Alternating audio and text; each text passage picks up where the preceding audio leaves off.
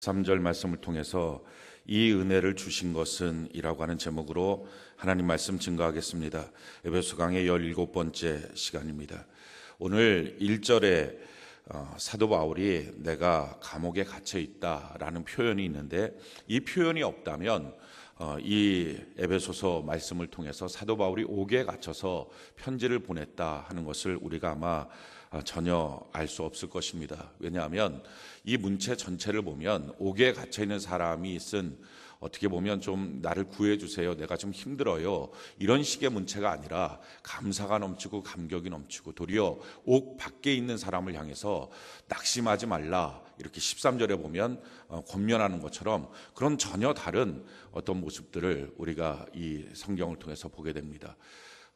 누구든지 고난이 밀려오면, 인생의 광풍이 밀려오면 거기서 주춤거리고 위축되기 마련입니다. 근데 사도 바울은 옥에 갇혀 있음에도 불구하고 감사가 넘치고 감격이 넘치고 능력 있는 그런 모습을 그가 소유하고 있습니다.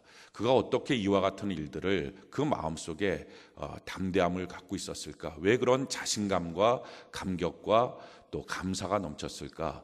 그 이유를 보면 2절부터 5절까지 그 이유를 설명을 하고 있습니다. 우리가 3장 2절부터 5절까지 같이 한번 읽어볼까요? 3장 2절부터 5절 같이 한 목소리 시작. 너희를 위하여 내게 주신 하나님의 그 은혜의 경륜을 너희가 들었을 터이라. 곧 계시로 내게 비밀을 알게 하신 것은 내가 먼저 간단히 기록함과 같으니, 그것을 읽으면 내가 그리스도의 비밀을 깨달은 것을 너희가 알 수 있으리라. 이제 그의 거룩한 사도들과 선지자들에게 성령으로 나타내신 것 같이 다른 세대에서는 사람의 아들들에게 알리지 아니하셨으니, 지금 사도 바울이 뭐라고 말합니까? 내가 하나님의 은혜의 경륜을 깨달았다라는 것입니다. 그것 때문에 이렇게 감사한다는 거예요. 옥에 갇혀서도 그것 때문에 이렇게 감격하고 있다 하는 것입니다. 이 경륜이라고 하는 단어는 하나님의 큰 그림을 말합니다. 우주 만물의 역사를 이끌어 가시는, 인류의 모든 역사를 이끌어 가신 하나님의 큰 그림을 내가 보게 되었다라고 말합니다. 그래서 3절에는 큰 하나님의 경륜이 계시로 내게 주어진 비밀이다. 4절에 보니까 그리스도의 비밀이다. 그걸 다시 말합니다. 그리스도에 관련된 비밀이고, 5절에 보니까 이것은 다른 어떤 세대에도 말씀하지 않고 지금 이 시대에 하나님께서 말씀하여 주신 것이다 라고 말합니다. 과연 그 비밀이 무엇이길래, 그 경륜이 무엇이길래, 무엇을 깨달았길래 그가 옥에 들어가도 이렇게 감사할 수 있을까, 이렇게 감격할 수 있을까? 그 비밀의 경륜이 바로 뭐냐면은 누구든지 예수를 믿으면 구원을 받는다, 이 복음입니다. 이 복음 때문에 사도 바울은요 너무 감사하는 거예요. 너무 감격하는 거예요. 그러니까 지옥에 떨어지지 않고 천국 가는 길이 모든 사람에게 열려 있다, 이것입니다. 성경이 이와 같이 말합니다. 요한복음 3장 16절에 하나님이 세상을 이처럼 사랑하사 독생자를 주셨으니 이는 그를 믿는 자마다 멸망하지 않고 영생을 얻게 하려 하심이라. 누구든지 그가 어떤 죄가 있든지 어떤 문제가 있든지 상관없이 믿는 자마다 영생을 얻게 된다, 이 놀라운 복음입니다. 요한복음 1장 12절에 영접하는 자 곧 그 이름을 믿는 자들에게는 하나님의 자녀가 되는 권세를 주셨으니, 예수 그리스도의 이름을 믿기만 하면 하나님의 자녀가 되는 권세를 다 누리게 됩니다. 이 놀라운 복음의 말씀입니다. 이게 왜 이렇게 감격스러운 말이냐, 이게 왜 이렇게 놀라운 말이냐, 이유는 이 복음 때문에 마귀는 완전히 망한 거예요. 그래서 이게 놀라운 복음이에요. 마귀는요 이런 생각을 했었어요. 세상의 모든 인류는 내 손아귀에 있다, 한 사람도 빠짐없이 내 손아귀에 있다, 이렇게 생각을 했어요. 왜냐하면 아담과 하와 속에 그 본성 가운데 죄를 심어줬어요. 그래서 모든 사람은 태어나면서부터 마음속에 죄의 본성을 갖고 태어나요. 그가 아무리 공부를 해도 그 공부한 걸로 죄를 져요. 그가 아무리 돈을 많이 벌어도 많이 번 돈으로 죄를 져요. 그가 아무리 높은 지위에 올라가도 그 지위로 권력으로 죄를 져요. 사람은 아무리 자기가 산속에서 돌을 쌓아도 돌을 쌓았다는 그 자기의 그 힘, 그 능력을 갖고 범죄해요. 왜? 자기의 본성에 죄가 있으니까. 그러니까 자기 마음속에, 자기 생각 속에 죄가 떠나지 않는 거예요. 그래서 죄의 왕이 되는 마귀는 너가 죄를 지으니까, 항상 죄의 생각이 너희 안에 머물러 있으니까 이 죄를 갖고 내가 흔들어 버리면 모든 사람을 내가 흔들 수 있다. 나는 모든 사람을 내 손아귀에 잡고 있다. 그러니까 사람은 계속 아이를 낳으면 낳을수록, 인류가 점점 늘어나면 늘어날수록 단 한 명도 하나님께 가는 사람 없이 다 내 손아귀에 있다. 이게 마귀의 생각이었어요. 그래서 어느 누구든지 다 내 손아귀에 있다. 뭐 어느 민족으로 가든 죄가 없는 민족이 없으니까 다 내 손아귀에 있다. 그런데 이와 같은 마귀의 생각이 어느 날 하나님께서 예수 그리스도, 하나님 자신을 이 땅에 보내주셔서 모든 인류의 죄를 다 담당하고 십자가에 못 박혀 죽었어요. 가시면류관 쓰고 옆구리에 창 박히고 양손 양발에 못 박히시고 채찍 맞고, 그래서 모든 인류의 죄를 다 짊어지고 그 죄를 자기가 완전히 짊어지고 죽으신 거예요. 그 놀라운 사실을 이루시면서 우리의 죄의 모든 문제를 그분이 다 담당하셨어요. 그걸 속량하셨던 거예요. 그래서 우리의 죄를 그분이 대신 지불하신 거예요. 마귀가 깜짝 놀란 거예요. 그리고 그 예수님을, 나의 죄를 위해서 대신 죽으신 예수님을 믿기만 하면 어느 죄를 졌다 할지라도, 어떤 문제가 있어도 예수 믿으면 구원을 받는 거예요. 할렐루야. 이 놀라운 복음의 역사를 주님이 만들어 놓으신 거예요. 한두 명 천국 가는 게 아니었어요. 뭐 10명 정도 천국 가는 게 아니었어요. 모든 인류가 믿기만 하면 누구든지 구원을 받고 천국 갈 수 있는 길을 열어놓으신 거예요. 얼마나 놀라운 공평한 하나님의 복음입니까? 다른 조건 없어요. 예수 그리스도 날 위해서 대신 십자가 달려 죽으셨다. 그분이 나의 죄를 다 속량하셨다. 이것을 믿기만 하면 다 천국 갈 수 있는, 어떤 죄가 있어도, 어떤 문제가 있어도, 어떤 연약함이 있어도 다 천국 갈 수 있는 놀라운 길을 열어놓으신 거예요. 마귀는 이것 때문에 완전히 망한 거예요. 더 이상 사람을 붙잡고 자기 마음대로 휘둘릴 수가 없는 존재가 된 거예요. 그래서 성경이 우리에게 이렇게 말합니다. 로마서 3장 22절로 26절에 곧 예수 그리스도를 믿음으로 말미암아 모든 믿는 자에게 미치는 하나님의 의인이 차별이 없느니라. 그 차별이 없는 거예요. 그가 남녀노소 상관없어요. 이방인이냐 유대인이냐 상관도 없어요. 그가 배웠느냐 안 배웠느냐 아무 상관없어요. 돈이 많으냐 적느냐 상관도 없어요. 어떤 사람이든지 예수를 믿으면 구원을 받는 거예요. 할렐루야. 이 차별이 없는 공평하신 하나님이 모든 사람이 천국 갈 수 있는 길을 열어놓으신 거예요. 모든 사람이 하나님의 자녀가 되는 길을 열어놓으신 거예요. 그래서 23절에 보니까 모든 사람이 죄를 범하였음에 하나님의 영광에 이르지 못하더니, 바로 이것 때문이었어요. 마귀는 그 자신감이 뭐예요? 모든 사람이 죄를 범한 거예요. 그래서 하나님의 영광이 이르지 못해요. 하나님께 나아갈 수 없다는 거예요. 누구든지 하나님 앞에 하나님의 자녀가 되고 천국 갈 수가 없다. 이게 마귀의 자신감이었어요. 근데 이것을 예수님이 십자가에 못 박혀 죽으심을 통해서 완전히 해결해 버린 거예요. 그러니까 마귀는 여기서 그냥 완전히 망해버린 거예요. 자기의 힘, 자기의 권세, 아무것도 없는 존재가 되고 만 거예요. 그래서 그리스도 예수 안에서, 24절이 너무 중요한 말씀인데요, 우리 같이 한번 읽어볼까요? 시작. 그리스도 예수 안에 있는 속량으로 말미암아 하나님의 은혜로 값없이 의롭다 하심을 얻은 자 되었느니라. 아멘. 그리스도 예수 안에 있는 그 속량, 우리의 죄를 대신 지불해 주신 것, 십자가에 못 박혀 죽으심으로 대신 지불해 주신 것, 이것 때문에 우리가 다 의롭다 하심을 받게 되었다 하는 것입니다. 25절에 보니까 이 예수를 하나님이 그의 피로써 믿음으로 말미암는 화목제물로 세우셨으니 이는 하나님께서 길이 참으시는 중에 전에 지은 죄를 간과하심으로 자기의 의로우심을 나타내려 하심이니 곧 이때 자기의 의로우심을 나타내사 자기도 의로우시며 또한 예수 믿는 자를 의롭다 하려 하심이라. 하나님의 법은요, 공의의 하나님이에요. 죄를 지으면 벌을 받아야 돼요. 죄의 싹은 사망이에요. 그래서 모든 인류가 죄를 졌기 때문에 모든 인류는 죽어야 되고요, 지옥 가야 됩니다. 이게 하나님의 공의의 법입니다.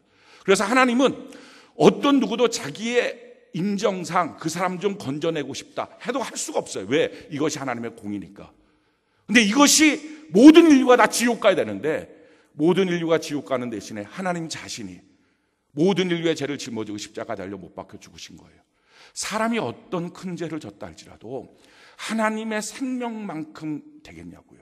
그러니까 하나님의 생명을 내 죄를 대신하여 지불하셨다면, 내가 어떤 죄가 있어도 어떤 문제가 있어도 하나님의 생명이 훨씬 크니까 우리는 속죄함을 받는 거예요. 할렐루야. 모든 인류에게, 모든 세대에 그것이 통하는 것은 그분이 영원하신 하나님이기 때문에 그래요. 하나님이 대신 죽으신 거예요. 그래서 하나님의 공의가 없어지지 않았어요. 하나님의 공의가 의롭게 된 거예요. 왜? 하나님의 공의는 죄 지으면 죽는 건데 하나님 자신이 죽으셨어요. 또 한 가지, 우리 자신을 의롭게 해서 누구든지 예수를 믿으면 의인이 될 수 있도록 만들어 주신 거예요. 할렐루야.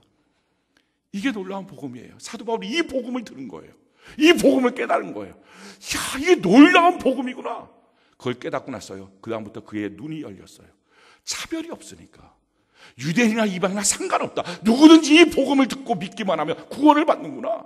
그래서 그가 이방인을 향하여 달려가는 거예요. 왜? 유대인의 수는 조금이지만 이방인은 땅 끝까지 너무 많은 거예요. 야, 이들에게 가서 복음을 증거해야지. 그래서 그의 삶이요, 복음의 일꾼으로 바뀌어졌어요. 오늘 3장 7절 말씀 같이 한번 볼까요? 자기 자신을 소개하는데 이렇게 소개하고 있어요. 사도 바울이 3장 7절 같이 한 목소리 시작.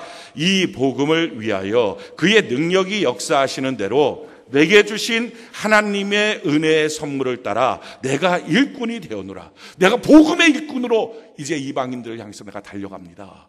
그래서 그 복음을 이방인들에게 증거했어요. 수많은 이방인들이 그 복음을 듣고 하나님께 돌아왔어요. 너무 감사한 일이 됐어요. 근데 유대인들이 그것을 시기하기 시작했어요. 그래서 그를 옥에다 집어넣었어요. 그래서 지금 옥에 갇힌 거예요. 그래서 감사한 거예요. 내가 지금 옥에 갇혀있는 이 사실은 하나님의 이 놀라운 복음을 증거하기 때문에 나타난 결실이기 때문에 옥에 갇혀있는 이 사실 때문에 내가 주눅들지 않는다는 거예요. 그 감격이 있다는 거예요. 사도 바울은요, 자기 자신이 증거물이에요. 복음의 증거물. 왜냐하면 그는요, 스데반을 돌로 쳐서 죽인 사람이에요. 죄 없는 사람을 죽였어요. 그는 다메섹에 가서 수많은 예수 믿는 사람을 잡아 죽이려고 그랬던 사람이에요. 그는 살인자예요. 근데 그런 살인자, 죄 없는 사람을 죽인 이 살인자가 복음을 듣고요, 복음 안에서 자기가 죄의 용서를 받고요, 하나님의 자녀가 되었어요. 뿐만 아니라 그 살인자가 이제 사도가 됐어요. 그러니까 자기 자신이 증거물이에요. 내가 이 큰 죄를 범했는데 예수의 복음으로 말미암아 그 십자가로 나의 모든 죄를 용서받고 내가 지금 사도가 되었습니다. 그 감격이 있는 거예요. 그러니까 어디를 가든지 자신 있게 증거해요. 저를 보십시오. 그러니까 외치는 거예요. 너희가 나를 보고 하나님을 믿어봐라. 내가 그 큰 죄를 범했는데 하나님은 내 죄를 다 용서하시고 나를 사도로 만들어 주셨다. 사랑하는 성도 여러분, 우리가 이 예수를 믿는 걸로 마귀는 완전히 망해버렸거든요. 그래서 오늘날도 마찬가지예요. 마귀가 도전할 때 예수의 이름을 우리가 딱 붙잡고 나가면 더러운 귀신은 떠나가는 거예요. 꼼짝 못하는 거예요. 그래서 성경이 이렇게 말하는 거예요. 마가복음 16장 17절에 믿는 자들에게는 이런 표적이 따르니 곧 그들이 내 이름으로 귀신을 쫓아내며, 예수의 이름으로 귀신을 쫓아내는 거예요. 뿐만 아니라 예수의 이름은 능력이 있어서 우리의 죄로 말미암아 우리에게 만들어진 그 모든 질병에서부터 우리를 해방시켜 주시는 거예요. 사도행전 3장 16절에 그 이름을 믿음으로 그 이름이 너희가 보고 아는 이 사람을 성하게 하였나니 예수로 말미암아 난 믿음이 너희 모든 사람 앞에서 이같이 완전히 낫게 하였느니라. 사람의 몸은요, 의사가 치료할 수 없어요. 약이 치료할 수 없어요. 사람의 몸은요, 나를 만드시는 하나님이 치료하시는 거예요. 나의 죄로 말미암아 내가 질병 가운데 있다면 죄가 끊어졌기 때문에, 또 질병은 떠나가기 때문에 예수의 이름으로 기도받을 때 깨끗한 치료를 받게 되는 것입니다. 뿐만 아니라 예수의 이름이 권세가 있으니 마귀가 꼼짝 못하니까 우리가 무엇인가 주님 앞에 우리의 소원을 예수의 이름으로 아뢰드리면 그것이 다 이루어진다는 거예요. 요한복음 14장 12절로 14절에 내가 진실로 진실로 너희에게 이르노니 나를 믿는 자는 내가 하는 일을 그도 할 것이요 또한 그보다 큰 일도 하리니 이는 내가 아버지께로 감이라. 너희가 내 이름으로 무엇을 구하든지 내가 행하리니 이는 아버지로 하여금 아들로 말미암아 영광을 받으시게 하려 함이라. 내 이름으로 무엇이든지 내게 구하면 내가 행하리라. 할렐루야. 우리 이름 갖고는 안 되지만 예수의 이름은 모든 것을 이룰 수 있는 기적이 될 수 있다는 것입니다. 사람들은요 이렇게 말해요. 기독교가 너무 독선적이라고. 뭘 맨날 예수만 믿으면 구원받는다고 말하냐. 세상의 종교는 다 똑같은데 뭐 다른 종교 다녀도 되지. 어차피 종교 내용이 다 사랑하라 섬겨라 이런 건데 뭘 예수만 믿으면 구원을 받는다고 그렇게 독선적으로 말하느냐라고 말해요. 똑같습니까? 정말 종교가 똑같습니까? 아니에요. 완전히 달라요. 종교는요 크게 나누면 자연 종교와 계시 종교로 나누어져요. 자연 종교라고 하는 것은요 사람이 신에게 도달하는 거예요. 자기의 선을 쌓음으로, 자기의 덕을 쌓음으로, 자기가 돌을 닦아서 신에게 도달하는 거예요. 그래서 대부분의 이 땅에 있는 종교들은요 다 자연 종교예요. 자기로부터 시작하는 거예요. 자기가 덕을 닦고요, 자기가 면벽 수행하고요, 자기가 선을 행하고요, 그렇게 하는 거예요. 그렇게 자기가 열심히 자기의 도를 닦아서 자기가 지었던 죄보다 자기의 선과 도가 더 많으면 구원을 받는다는 거예요. 근데 이게 더 적으면 지옥에 간다는 거예요. 이게 자연 종교예요. 근데 이와 같이 해서 꼭 내용은 선을 행하라, 사랑하라, 그거 같지만 사실은 그 이유와 목적이 뭐냐면 그걸 해야만 구원을 받는 거예요. 이게 자연 종교예요. 근데 이 자연 종교에 따라가면 문제가 뭐냐면은 자기가 죽는 그 순간까지 과연 자기가 구원을 받았는지 안 받았는지 전혀 몰라요. 왜냐하면 선을 쌓으면 구원을 받는다. 근데 내가 지었던 죄보다 선이 더 많아야 된다. 이걸 누가 측정합니까? 측정할 자가 없어요. 그러면 항상 불안해요. 자기가 정말 됐나 안 됐나 모르는 거예요. 자기가 지은 죄보다도 선이 더 많나 모르는 거예요. 그러니까 항상 불안한 상태로 가는 거예요. 그게 자연 종교예요. 그러니까 이 자연 종교는요, 사실은 아무것도 없어요. 근데 또 하나의 종교가 있어요. 그게 뭐냐면 계시 종교예요.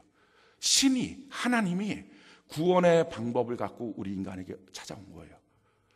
그래서 예수를 믿으면 구원을 받는다. 할렐루야. 모든 구원의 길을 다 만들어 놓으시고 십자가에서 우리의 죄를 다 담당하시고 이 예수를 믿으면 구원을 받는다. 이게 하나님이 만들어 놓은 길이에요. 사람이 이런 것들을 생각할 수도 없고요, 사람이 이런 것들을 만들어낼 수도 없어요. 하나님이 이걸 만들어 놓고 우리에게 보여준 이게 계시 종교예요. 위로부터 내려왔다는 계시 종교예요. 기독교가 계시 종교예요. 기독교는요, 사랑하고 선행을 베풉니다. 이유가 뭐예요? 구원받기 위해서가 아니에요. 우리가 구원받아서 하나님의 자녀가 됐는데 이제는 하나님의 자녀답게 품위 있게 살자. 할렐루야. 그래서 사랑하고 섬기는 거예요. 처음부터 구원에 확신을 가져요. 사람은 아무리 노력해도 자기의 구원에 확증이 없어요. 구원이 없는 거예요. 세상의 모든 종교는 나타나는 형태는 비슷하지만 사랑하고 섬기는 거지만 사람을 건져내는 구원의 문제로 들어가면요, 다른 종교는 구원이 없고 계시 종교는 구원이 있고 이게 완전히 다른 거예요. 성경이 우리에게 이렇게 말합니다. 사도행전 4장 12절에 다른 이로서는 구원을 받을 수 없나니 천하 사람 중에 구원을 받을 만한 다른 이름을 우리에게 주신 일이 없음이라 하였더라. 다른 그 어떤 이름으로 구원받을 수 없다. 내가 과연 내 모든 죄를 이기면서 나를 건져낼 수 있는 존재가 나도 아니고 남도 아니다. 사람은 누구도 그 일을 해낼 수 없다라는 것입니다. 오직 예수님만이 우리를 건져낼 수 있는 것입니다. 그러기에 우리가요, 구원을 받은 사람으로서 이제는 어떻게 살아야 됩니까? 구원을 받은 우리는 자기 자신을 보는 게 아니에요. 하나님을 보는 거예요. 왜? 나의 선행으로 나의 노력으로 구원받은 게 아니에요. 예수님의 십자가의 그 은혜로 구원을 받은 거예요.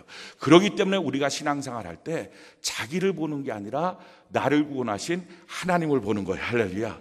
그래서 그 하나님 앞에 내가 어떤 죄가 있어도, 어떤 문제가 있어도, 어떤 실수가 있어도 담대하게 확신을 갖고 하나님께 나가는 거예요.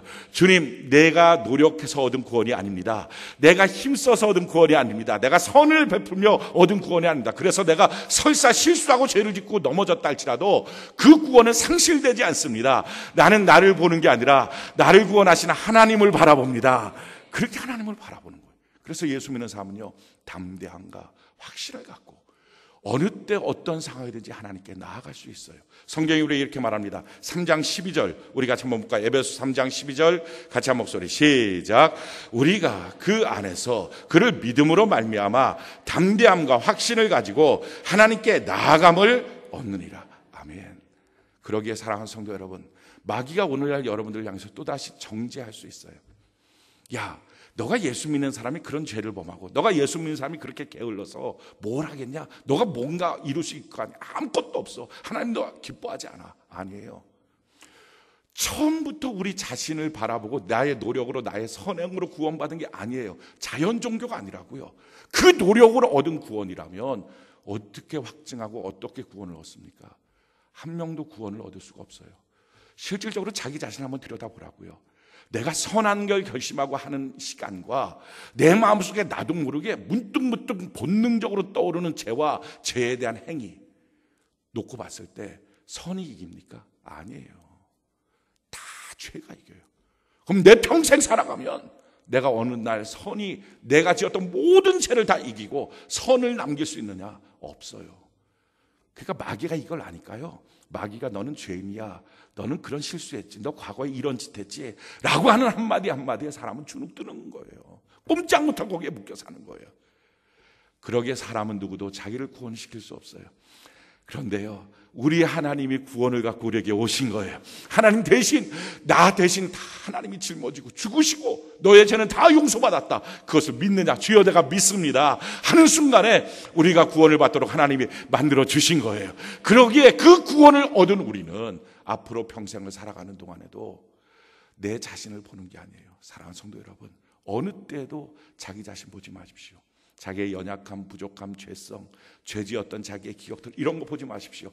이걸로 구원받은 게 아니라 하나님의 은혜로 받은 거예요. 예수의 십자가로 받은 거예요. 그러기에 어느 때든지 예수님을 바라보고 담대함과 확신을 갖고 하나님께 나가 예배드리고 기도하고 하나님의 자녀의 능력을 소유하면 이제는 그런 연약한 죄로부터 이기고 하나님의 승리하는 자녀가 될 줄로 믿습니다. 이것은요, 이 믿음은 구원을 얻는 데만 쓰여지는 믿음이 아니고요, 우리의 삶의 모든 것들이 사실은 믿음으로 얻는 거예요. 성경이 우리 이렇게 말합니다. 에베소 3장 6절 같이 한번 볼까요? 에베소 3장 6절 같이 한 목소리 시작. 이는 이방인들이 복음으로 말미암아 그리스도 예수 안에서 함께 상속자가 되고 함께 지체가 되고 함께 약속에 참여하는 자가 됨이라. 이방인들도 유대인들과 함께 하나님의 복을 받아서 예수 안에서 상속자가 되고 하나님의 그 놀라운 하나님의 모든 부여를 누릴 수 있고 함께 지체가 되고 약속에 참여하는 자가 된다라는 것입니다. 예수 그리스도를 믿음으로 구원을 받고요, 마찬가지예요. 예수 그리스도를 믿음으로 하나님이 주신 모든 약속의 성취자, 약속을 누리는 사람이 된다는 것입니다. 김영주 자매, 김영주라고 하는 자매가 있어요. 지금 부산지방법원의 판사로 재직하고 있는 분입니다. 29살, 아직 결혼하지 않은 자매인데 이 자매의 간증이에요. 이 자매가 고등학교 2학년 때 학교를 가다가 그 전도하는 사람이 예수 믿으세요라고 하면 성경을 나눠줬어요. 요즘에는 그런 성경이 좀 없는 것 같아요. 옛날 기도원협회에서 나온 성경인데 파란색 표지가 되어 있는 신약 성경과 시편이 같이 붙어 있는 그 성경을 준 거예요. 근데 그 성경을 받아서 이 자매가 자기 주변에 예수 믿는 사람 하나도 없어요. 그러니까 자기 부모도 뭐 안 믿고 친척, 뭐 일가 친척 아무도 예수를 안 믿는 거예요. 그러니까 성경을 처음 받아본 거예요. 예수 믿으라는 말도 그 사람한테 처음 들은 거예요. 근데 성경을 받았어요. 그래서 그냥 학교 가는 길에 성경을 딱 펼쳐봤는데 펼쳐봐서 자기의 눈이 제일 첫 번째 머문 곳이 시편 150편이에요. 그 6절인데 이 말씀이에요. 호흡이 있는 자마다 여호와를 찬송할지어다 할렐루야. 그 고등학교 2학년 그 자매가 보면서 호흡이 있는 자마다, 호흡이 있는 자라고 하는 것은 사람을 말하는데 그럼 모든 사람이 여호와를 찬양을 하고, 여호와 하나님이 누구길래 모든 사람이 찬양해야 되지? 궁금증이 생긴 거예요. 학교를 갔어요. 자기 반에서 예수 믿는 사람, 자기 친구한테 물어본 거예요. 야, 여호와 하나님이 누구길래 모든 사람이 여호와를 찬양해야 되니? 이렇게 물어봤어요. 근데 그 친구가 예배 시간에 잘 안 갔던, 대충 다녔던 친구라서 모르는 거예요. 뭐 설명을 해도 설명이 잘 안 되는 거예요. 이 친구가 설명하다 아예 모르겠다, 내 말을 못 하겠으니까 너 교회 나오라요. 교회 나오면 다 가르쳐준다. 예수 믿어라. 그렇게 한 거예요. 교회 나와라. 그렇게 한 거예요. 그래서 그 주에 친구랑 약속해서 교회를 간 거예요. 근데 교회를 가서 예배를 드리는 순간에 찬양을 하는 동안에 그 찬양이 너무 감격스러운 거예요. 그래서 그 감격스러운 찬양 앞에 자기의 마음이 녹았어요. 야, 이게 너무 행복한 거구나. 이게 너무 축복의 삶이구나 하는 걸 알았어요. 그리고 그날부터 예수를 믿기 시작했어요. 그렇게 예수를 믿다가 이 자매가 이제 대학교 4학년 때 앞으로 내 삶을 어떻게 살면 될까? 하나님이 내 삶을 어떻게 이끌어 가실까? 자기 마음대로 살면 안 되니까, 이게 자기의 인생이 아니니까. 그래서 하나님께 기도하면서 기도의 동역자들 두 분한테 기도 요청을 한 거예요. 내가 어떻게 살면 좋을지 기도하시고 저한테 좀 말씀을 해주세요. 두 분한테 말씀을 드렸는데 이 둘이 서로 소통이 될 수 있는 관계가 아니에요. 전혀 모르는 사람이에요. 근데 둘한테 얘기를 했어요. 근데 둘한테 얘기를 했더니 얼마 지나지 않아서 그 둘이 기도했더니 하나님이 주시는 마음이라고 그러면서 사법시험을 보시라, 하나님 그렇게 말씀하신다. 근데 이 자매가 인하대학교 법학과 4학년이었거든요. 근데 그 말을 듣고 난 다음에 자기는 학벌이 지금 안 되는데 이 학벌 갖고 사법시험을 볼 수도 없고 또 자기가 사실을 지금까지 준비했던 것도 아닌데 어떻게 이게 가능할까? 그래도 이게 둘 다 똑같이 얘기를 해줬으니까 하나님이 나를 향한 뜻인가 보다 해서 이제 공부해야지라고 결심을 했어요. 그리고 자기 부모님한테 저 사시 볼게요 라고 얘기를 한 거예요. 부모님이 웃었다 그래요. 야, 너가 무슨 사실을 봐. 너 안 돼. 그래도 저 꼭 한번 공부해보고 싶어요. 그러니까 부모가 알았어. 너 1년만 딱 해보는 거야. 그렇게 해서 감사하다고. 그래갖고 1년 허락을 받고 신림동 고시촌에 들어간 거예요. 그런데 이 자매가 거기 들어가서 너무 행복했대요. 왜냐하면 집에서 안 믿는 집안이니까 성경을 보면 부모가 자기 엄마가 성경을 다 찢어버리는 거예요. 기도를 못하게 하는 거예요. 그러니까 화장실 가서 물 틀어놓고 자기 혼자 기도하는 거 울면서. 근데 이 고시촌에 오니까 성경을 봐도 아무 말도 안 하더래요. 누구도. 성경 보는 게 너무 좋고 기도할 수 있고 가까운 교회 가서 아무 때나 가서 기도할 수 있고 너무 행복했대요. 그래서 그렇게 살면서 내가 이제 열심히 공부해야지. 그러면서 이제 생각을 한 게 자기가 봉사하고 있던 일이 있는데 그 장애인부를 봉사를 했대요. 근데 장애인부 봉사를 하는데 그 고등학교 졸업하자마자 대학에 들어갈 때 하나님 내가 어떤 봉사로 하나님을 섬길까요? 교회 안에서. 그랬더니 하나님 보여주신 게 장애인부예요. 그래서 그 장애인부에서 이제 대학 4학년까지 그걸 봉사를 했는데 이제 사시 시험을 봐야 되니까 아무래도 내가 봉사하는 게 조금 벅차다. 그래서 그걸 좀 내려놔야지 해갖고 봉사하는 걸 내려놓겠다는 마음을 먹고 마지막 수련회를 간 거예요. 그 교회 수련회를 간 거예요. 근데 장애인 자기가 맡아서 그렇게 섬기고 있는 장애를 이렇게 업고서 막 예배드리고 기도하고 막 그러다가 딱 안수받고 팍 쓰러진 거예요. 근데 쓰러졌는데 자기가 이 업고 있는 장애인의 다리가 부러져 버린 거예요. 이게 얼마나 당황스러워요. 그래갖고 근데 그 부모는 또 믿지도 않고 교회를 안 다니는 사람이고 그냥 부모한테 너무 잘못해 너무 죄송하다고.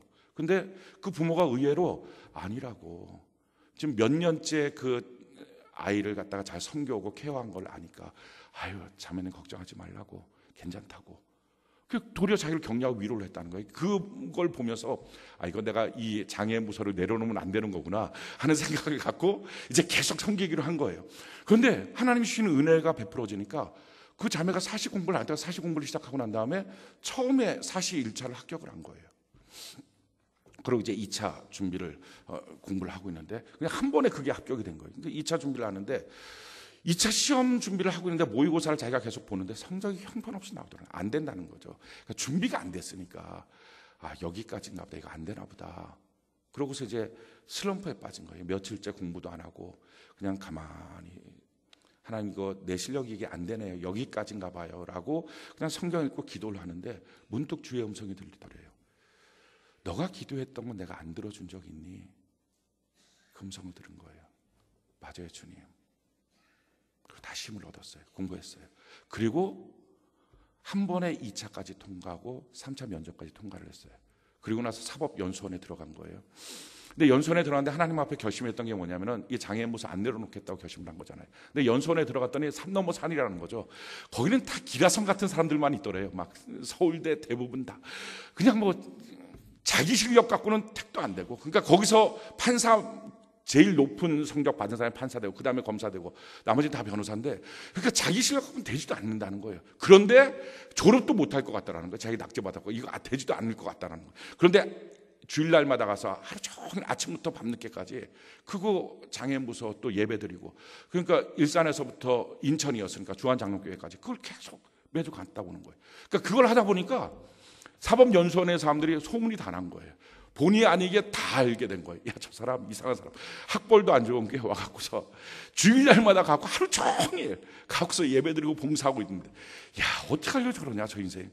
다 이렇게 찌찌거리고 쳐다봤다는 거예요. 근데 그런 모습 가운데 이 자매의 마음속에 한 가지 결심이 생겼어요. 그러면서 이렇게 기도를 했대요. 하나님, 이 사람들이 다 저를 보면서 조롱하네요.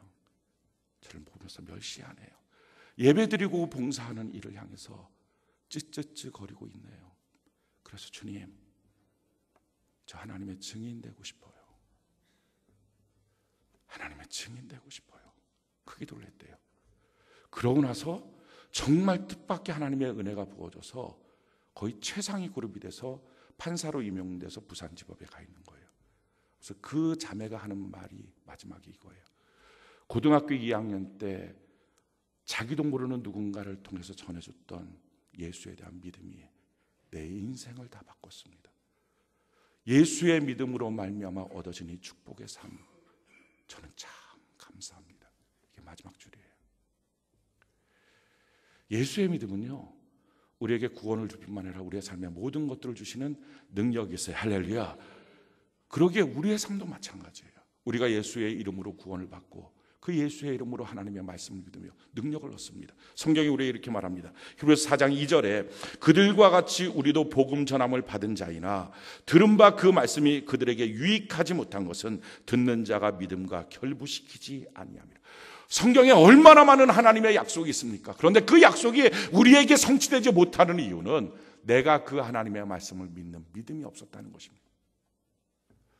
그 믿음만 갖고 있으면요, 구원도 받고요. 그 믿음만 갖고 있으면 내 삶에 주시는 새로운 인생, 새로운 삶, 새로운 축복을 누구든지 예수 안에서 다 누릴 수 있다는 것입니다.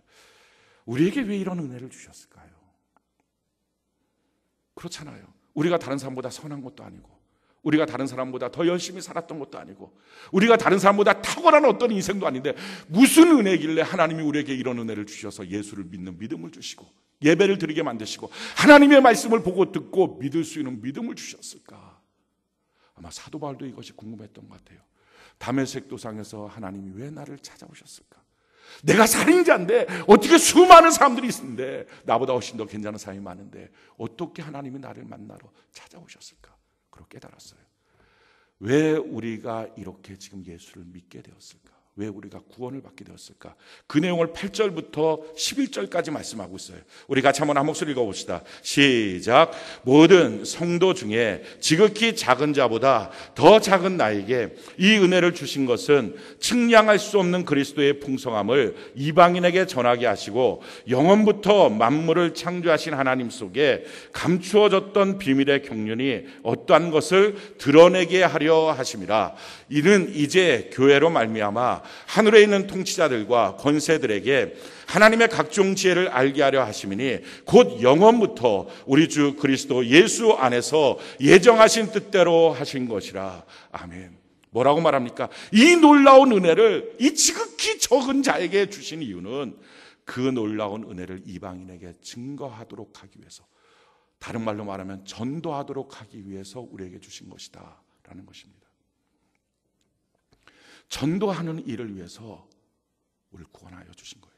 전도해서 또 다른 사람에게 하나님의 복음이 들어가고 차별이 없는 그 하나님의 은혜의 복음을 다 믿도록 하기 위해서 하나님은 먼저 우리를 선택하시고 먼저 우리에게 복음을 증거하신 것입니다. 근데 문제가 이거예요. 오늘날 그리스도인들이 이 복음을 잃어버린 거예요. 이 전도를 잃어버린 거예요. 예수 믿고 구원을 받았어요. 근데 예수 믿고 구원을 받고 난 다음에 하나님의 뜻은 우리로 하여금 믿지 않은 수많은 사람들에게 이 복음을 증거하는 것이 하나님의 뜻인데 그걸 망각해버리고 그냥 자기 혼자 믿고 있는 거예요. 그래서 뭐라고 말해요? 전도가 부담스러워요. 전도는 내게 힘든 일이에요. 전도한다는 마음 자체가 내게 참 짐처럼 느껴져요. 아니죠. 아까 그 자매처럼 자기가 실력이 안 되는데, 물론 자기가 열심히 공부는 했겠죠. 그럼에도 불구하고 전혀 안 되는 일 가운데 하나님의 은혜와 복을 받는 비결이 뭐였습니까? 한 가지 기도 제목이었어요. 하나님, 내가 증인되고 싶어요. 이렇게 삐죽삐죽거리고 있는 사람들에게 하나님 계신 것을 증명하고 싶어요. 하나님은요, 우리에게 전도하는 일을 위해서, 그것이 나를 구원하신 목적이니까, 그것이 나로 하여금 하나님의 성경에 있는 모든 약속들을 성취시키는 목적이니까 내가 전도하겠다는 마음을 먹고 그렇게 전도하는 일에 힘쓰기 시작하면 내 삶에 있어서 공급하지 않을 것이 아무것도 없다는 거예요. 그래서 성경이 우리에게 이렇게 말합니다. 고린도서 9장 14절 우리 같이 한번 읽어봅시다. 시작. 이와 같이 주께서도 복음 전하는 자들이 복음으로 말미암아 살리라 명하셨느니라. 복음 전하는 자는 복음으로 산다. 할렐루야. 예수 복음 증거하는 그 일이 나를 살게 만드는 하나님의 위대한 축복이다, 이 얘기예요. 쉽게 말하면 오늘날 그리스도인들은요, 축복을 상실했어요. 능력을 상실했어요. 아무것도 없는 거예요. 그래서 구원의 감격조차 없고요. 예배 나와서 그저 형식적으로 와서 종교적인 의식만 치르고 집에 가는 거예요. 능력도 없어요. 기도의 응답도 없어요. 성령의 기름 부으심도 없어요. 하나님의 인도하심도 없어요. 성령이 구체적으로 내게 무엇을 말씀하시는지 성령의 권능도 없어요. 왜? 전도를 상실해버렸으니까. 그를 구원시킨 목적이 상실된 거예요. 전도를 부담스러워하는 사람에게 하나님이 무엇을 줄 수 있습니까? 전도가 힘들다고 하는 사람에게 하나님이 그를 위해서 무엇을 더 채워줄 수 있습니까? 그것이 오늘날 한국교회의 가장 큰 문제예요. 우리에게 이 큰 은혜를 주신 것은 하나님의 복음 안에서 그 복음을 다른 사람에게 증거하도록 하기 위함이고, 그렇게 증거할 때 하나님의 약속이 있어요. 너가 복음 전하면 그 복음이 너를 살게 할 거야. 그 전도하는 그 일이 너로 하여금 구원의 감격을 회복시켜 줄 거야. 너로 하여금 하나님의 축복이 이루어지게 할 거야. 세상이 깜짝 놀랄 하나님의 능력이 너로 하여금 부어지게 될 거야. 그런데 오늘날 그것을 상실해버린 시대입니다. 사랑하는 성도 여러분, 우리가 다시 한번 이 은혜를 회복하는 비결이 뭡니까? 믿음은 굳세어지고 하나님의 축복을 누리고 구원의 감격이 누려지고 예배 시간마다 성령의 나를 향한 분명한 음성을 들을 수 있는 능력이 뭡니까? 복음의 회복이에요. 그래서 성경이 우리에게 이렇게 말합니다. 마태복음 28장 19절 20절에 보니까요. 그러므로 너희는 가서 모든 민족을 제자로 삼아 아버지 아들과 성령의 이름으로 침례를 베풀고 내가 너희에게 분부한 모든 것을 가르쳐 지키게 하라. 볼지어다 내가 세상 끝날까지 너희와 항상 함께 있으리라 하시니라. 하나님이 항상 함께하여 주십니다. 할렐루야. 그런데 이것은요 모든 사람에게 주시는 게 아니에요. 모든 성도들에게 하나님이 함께 하시겠다는 게 아니라 누구든지 복음을 증거하겠다고 결심하고 걸어가는 사람에게만 하나님이 함께 하시겠다는 거예요. 그것이 하나님의 약속입니다. 우리가 아까 그 자매처럼 하나님이 자기의 인생길을 인도해 주신다는 거죠. 기도할 때 하나님의 음성을 주시고 교회 안에서 하나님께서 눈을 열어 봉사하고 섬기게 하시고, 근데 그 모든 것들이 자기에게 짐이 아니었다는 거예요. 장애인의 봉사도 짐이 아니었고, 하나님의 말씀을 듣고 신앙생활을 하는 것도, 부모의 그 핍박 가운데서 신앙생활을 하는 것도 짐이 아니었다는 거예요.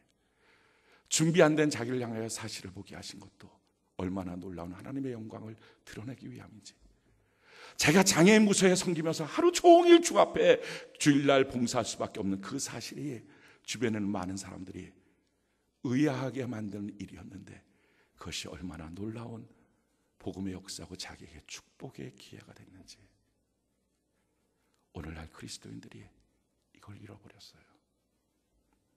교회 안에서의 봉사는 부담스럽다 그러고, 전도는 못하니라 그러고, 예수 믿고 평생 사는 동안에 구체적으로 누군가에게 복음을 증거하고 예수 믿어야 된다고 말하지도 못하고, 자기의 삶을 통해서 주변에는 수많은 사람들이 궁금해하지도 못하고, 이런 일들을 보고 있어요. 그 김영주 자매가 하는 말이 이거예요. 자기 주변에 이제는 나도 당신이 믿는 예수 믿고 싶습니다. 어떻게 그 예수님을 믿을 수 있을까요? 내가 당신처럼 예수 믿고 싶습니다. 이렇게 말한다는 거예요. 나는 그게 너무 행복해요 라고 말한다는 거예요. 정말 우리 주변에 나는 당신처럼 예수 믿고 싶어요 라고 하는 칭호를 들을 수 있는가? 우리 신앙생활에 다시 한번 되짚어봐야 합니다. 내가 이 큰 은혜를 받은 것은 우리 주변에 아직도 믿지 않은 사람 참 많습니다. 전에는 사람들이 그냥 사람이에요. 지나가는 사람. 전에는 회사원들이 그냥 회사원이에요. 전에는 가족들이 그냥 가족들이에요. 근데 이 놀라운 은혜를 경험하고 나면요, 눈이 열려요. 저 사람 예수 믿었나? 저 사람 구원받았나? 가족이 이제 가족이 아니에요.